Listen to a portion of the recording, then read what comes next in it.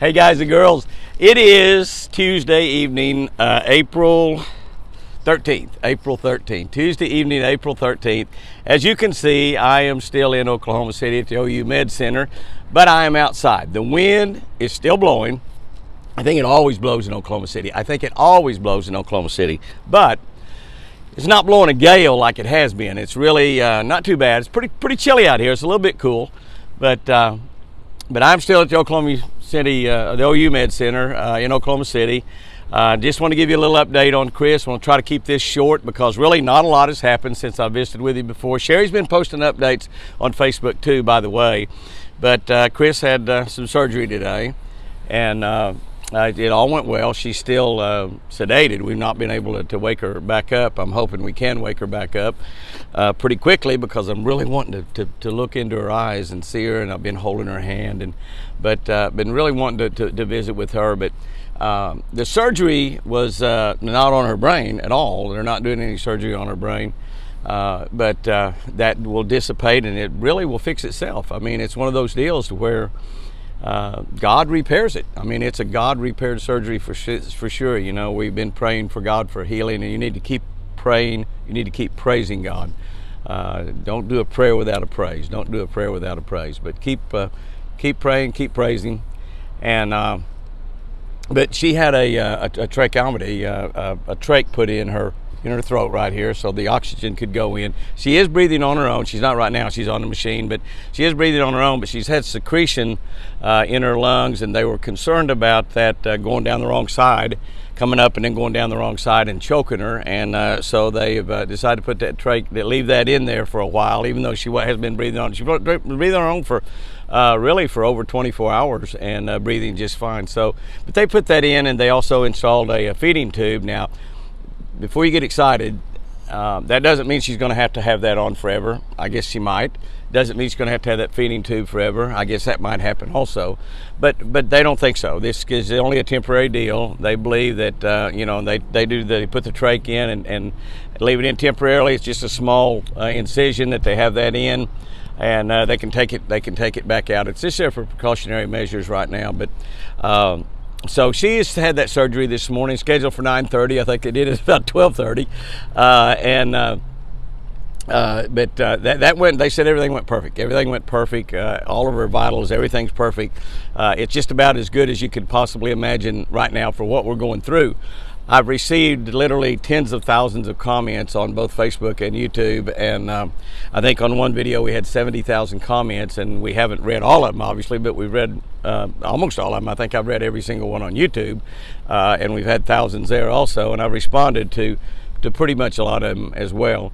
But so many are about individuals who have had family members or they themselves have had a stroke, and how they recovered in sometimes weeks or months and sometimes 2.5 years. But so many people have got everything back, use of both their arms, use of their legs. They can walk, they can talk, they can smile. I can't wait to see that beautiful smile and hear that beautiful voice again. And you know, with that trach in, she's not going to be able to talk, and that's really one thing that I'm hoping that is only a really temporary thing. Probably going to be moving out of here in the next 2 or 3 days and going to a rehab center, and we're searching them right now. I'm really going to probably try to find one a little bit closer to the kids than to me.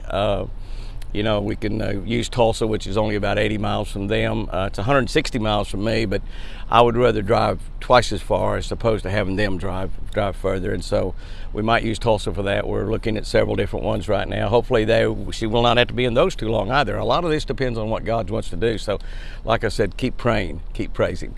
But everything's going as good as could be expected right now.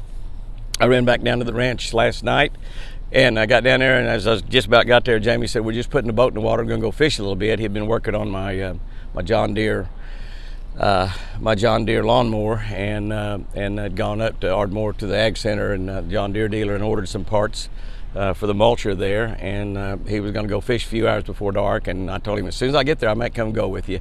And I hadn't fished at all in the month of April, not at all. And so I went and got the boat with him. They'd caught 21 by the time I got there. We fished until almost dark. We ended up catching 69 fish, mostly crappie, maybe had about 20 bass. And I filleted 20 of them for him and sent them home with him. So that was a great thing to do. You know, it's always great when a dad gets to fillet crappie for his son, and so they'll be having some crappie fillets. I can't wait for Chris to come back home, and one of the first things we're going to do is go catch some crappie and fillet them up and have a big old fish fry. That's one thing we're going to do for sure. But we're looking at a long, hard road here ahead of us. That God's equipped us with the weapons to fight the battle that we've got in front of us, and I know that we'll do that successfully. I know Chris will do it successfully. And I know that all of that will come back. She can move her right hand good. She can move one leg. The left leg moves a little bit. We're hoping that some of them starting to come back, and I know a lot will. Keep praying, keep praising. But just wanted to report in here a little bit tonight and made this video kind of short. I went way too long Sunday. I didn't have any idea I'd gone that long. I guess that's why my iPhone shut down. It said, Jimmy, shut up, you talk too long. And then we spliced those two together, and I guess it worked out okay. But the outpouring of love has been amazing. I'm just absolutely blown away. I thank you. You've got the people that I haven't talked to in this industry in 20 and 25 years, people that left this industry 20 and 25 years ago have contacted me and are praying for Chris. And there's just absolutely an army of people out there, of deer lovers and fishermen out there that are praying for Chris, and they mean more than the world to me. They mean more than the world to me. They're just, I can't explain it. I can't thank you enough. It's just been absolutely, it's overwhelming. What can I say? People continue to send us gifts and send us stuff to eat, and I probably could have gained 20 pounds. You know, I lost 23 pounds, and I did check though, and I was still down there, but probably going to gain all that back. As a matter of fact, I'm going to tell you how good people are. Linda Whiteside, I think I've got that name right. I'm not sure. I saw it in there and I didn't write it down. I should have, but I think that's right. Here in Oklahoma City, bought pizzas, big giant pizzas last night, and had them delivered up to the 6th floor of the OU Med Center for our staff, for the people that have been taking care of us, the RNs and the PAs and the assistants and everybody up there that's been helping and taking care of Chris. And that's real love right there. They didn't send those pizzas to us. You know, they sent them they had them delivered. They called and asked me to do that. And Sherry asked one of the girls last night, and she said, oh, wow, God, we would love that. We would love that. And they don't own the pizza place. She ordered those pizzas, bought them, and had them delivered right out of her own pocket. And that's just so amazing. That's just so amazing. Keys Fire Department, Jamie's at the Keys Volunteer Fire Department for years and years and years. He was chief for a long time. They sent beautiful flowers up here. We can't take flowers in the ICU room, so we've left them out there on the staff station, and they're out there, and everybody's enjoying those. So that's fantastic. I could just go on and on and on. People from down around Lake Tenkiller, the Keys area, where we've lived for years and where all of our family still lives, they've just been sending up food and stuff, and it's just incredible.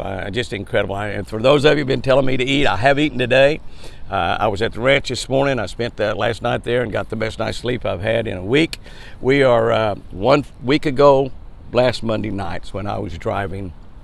I drove 1,300 miles back that day just to hold her hand.